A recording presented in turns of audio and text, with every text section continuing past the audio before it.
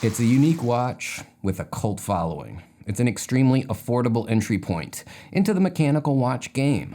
The brand has a history that dates back nearly 80 years, and yet this watch is most certainly polarizing amongst watch collectors. What's up YouTube, I'm Guy, and that's right, in today's video we are checking out the Vostok Amphibia. It's a watch that's been sitting on my desk for quite a while, and it's time to finally sit down with it to tell you what I think. But before we jump into that, first, a quick word about today's video sponsor, Wrist Candy Watch Club.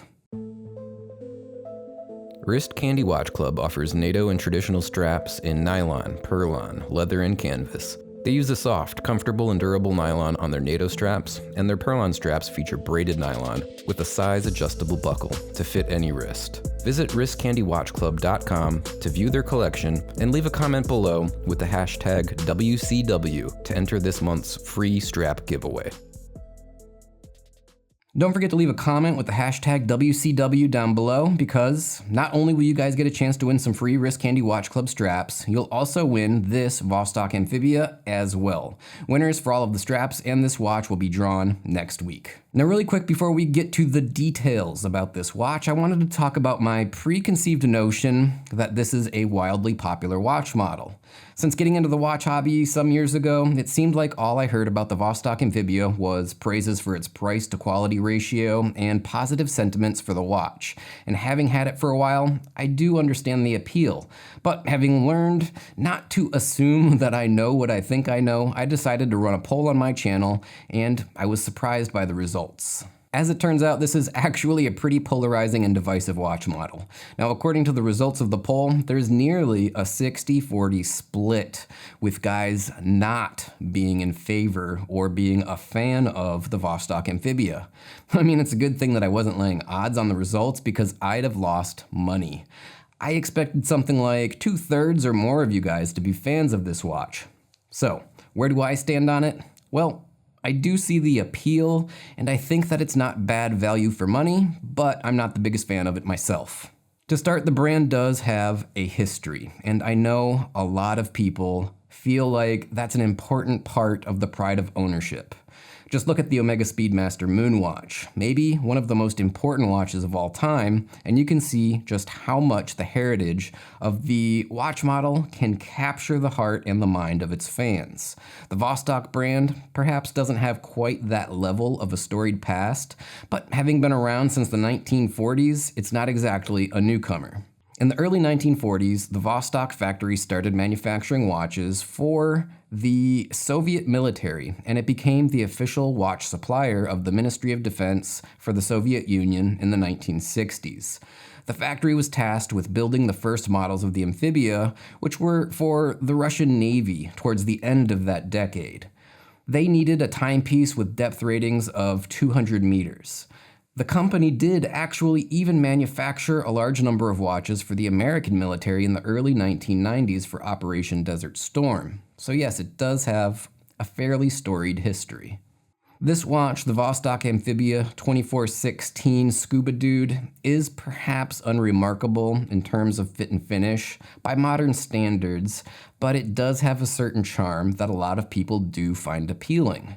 As for the specifications of the watch, it's a diver, and as such it does have 200 meters of water resistance, a bidirectional elapsed time bezel, screw-down crown, acrylic crystal, it has glow-in-the-dark lume on the dial and handset, and a date complication at 3 o'clock. It also runs the 31 jewel caliber 2416 movement. The movement specs state that the minimum hour reserve is, or should I say power reserve, is 31 hours, and it has an accuracy range of -20 to +60 seconds per day. The watch has dimensions of 42 millimeters in diameter with a wingspan of just under 46 millimeters from the top lug to the bottom, with an overall thickness of 15 millimeters when measuring from the center of the domed acrylic crystal, and a lug width of 22 millimeters where the bracelet attaches to the case. Overall, the size and scale of this watch fits my wrist of 6 3/4 inches pretty well, mostly thanks to the modest wingspan length. But I would say that it presents a bit bigger than I'd have expected because of the unique shape of the case, with almost no taper on the lugs as they terminate. The case shape is unique, albeit a little reminiscent of the Seiko Turtle case, but if you're a fan of that case shape, I expect you might like this one as well. The case presents with a completely mirrored finish, which looks more like chrome plating than it does high-polished stainless steel.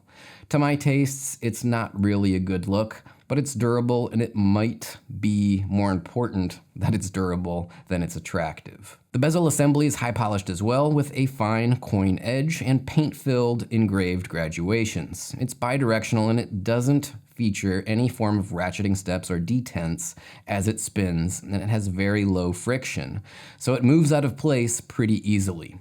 The zero marker also lacks any sort of glowing lume, making it less useful for timing in low-light situations. Overall, it's one of the more disappointing timekeeping bezels that I've come across, but if you're careful not to bump it, it will serve its intended purpose fairly well.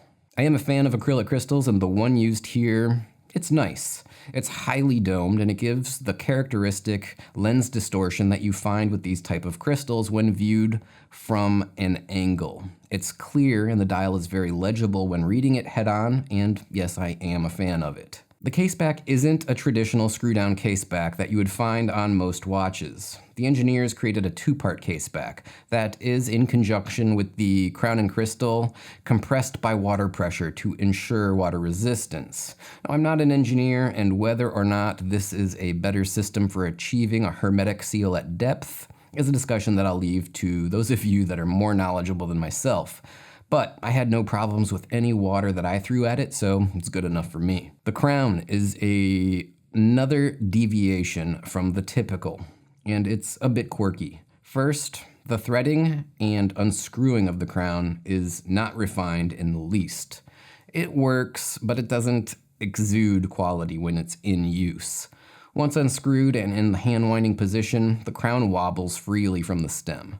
The reason for this is that the crown decouples from the stem to prevent breakage of the stem or the movement in the event of an impact. It seems like an ingenious innovation at first glance, but I have to ask, is it a bit of looking for a solution where there isn't a problem?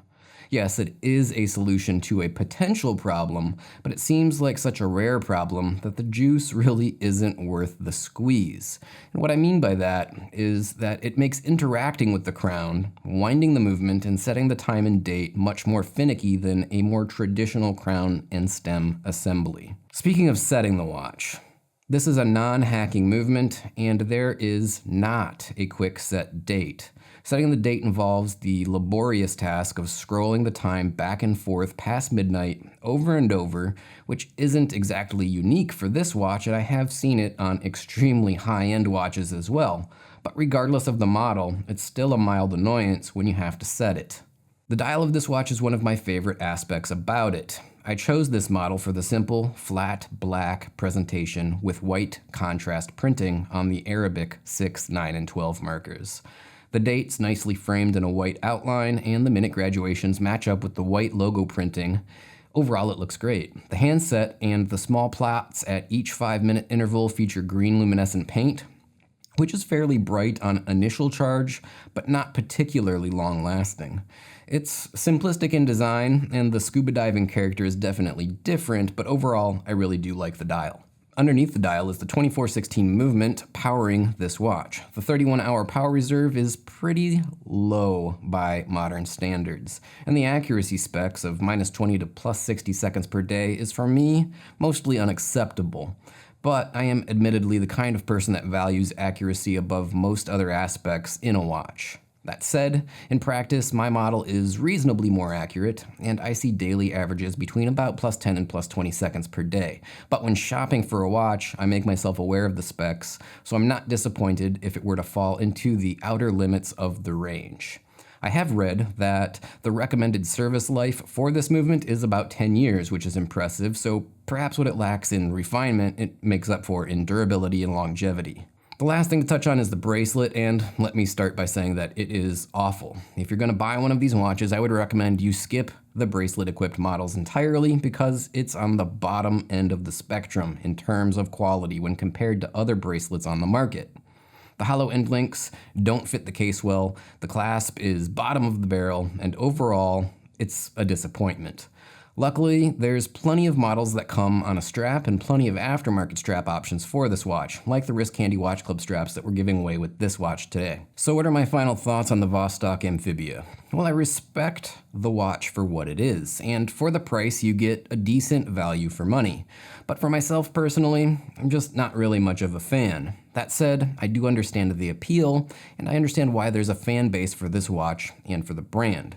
Certainly, if you were in the market for a automatic timepiece below $100, it's a viable option. And in general, there's a lot worse things that you could do with that amount of money, so if you want to check one out, I'd say go ahead, go for it. But keep your expectations in check, or you might be a little bit disappointed. Okay guys, thanks for tuning in and checking out today's review, and thanks to Wrist Candy Watch Club for sponsoring today's video. I greatly appreciate it. Don't forget to leave a comment with the hashtag WCW down below in order to be entered into the watch strap giveaway and to win this Vostok Amphibia. Winners will be selected sometime next week, so make sure that you're subscribed to the channel and make sure that you have notifications turned on so you don't miss the announcement video. And with that said, it's time to wrap this one up, sign off, and say bye now.